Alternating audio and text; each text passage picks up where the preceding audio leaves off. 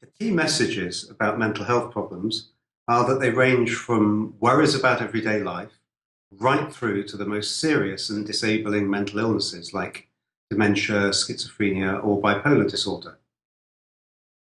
In any given year, about a quarter of us will suffer from mental health problems, most commonly anxiety and depression. So it's not surprising that in Wales, like many other Western European countries, mental health services make up the single biggest area of NHS expenditure. There are many examples of prudent healthcare in Wales, and perhaps one of the best is the first piece of legislation the Welsh Government enacted, which is the mental health measure. And that sets down a number of provisions for people with mental health problems to get easier access to services. And that in itself is right at the centre of prudent healthcare. The key lesson for the NHS in Wales is to give equal weight to mental health and physical health. You can't have physical health without mental health. Local primary care mental health support services are a good example of the principles of prudent healthcare in action, as are liaison psychiatry services in general hospitals for adults and for older adults. What these do is they make mental health care available alongside physical health care in the places where people need it most.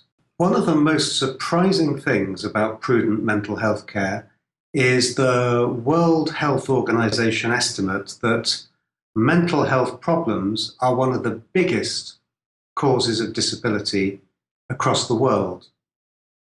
They account for more than 20% of the burden of disease, and that is more than either cancer or cardiovascular disease.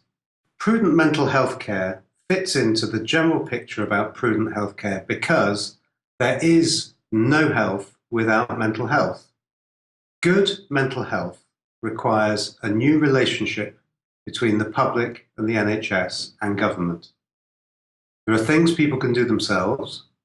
There are things the NHS can do about the timeliness of interventions and equipping frontline staff so that they can contribute to providing help for people's mental health problems at the same time as they're dealing with their physical health problems. Welsh Government has just produced a consultation document called Talk to Me, which is about reducing suicide and self-harm. One of the things it identifies in there is skilling up frontline staff to be able to deal with the mental health aspects of self-harm as well as the physical.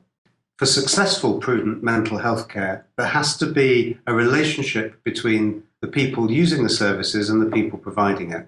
One of the biggest issues there is about stigma and fear about mental health and mental health problems.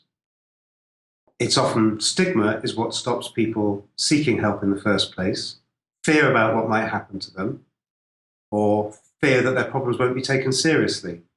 Stigma is what prevents staff from first doing no harm and providing early, timely, minimal interventions that can make all the difference. So, overall, the thing we have to do to make prudent mental health care work is tackle stigma about mental illness.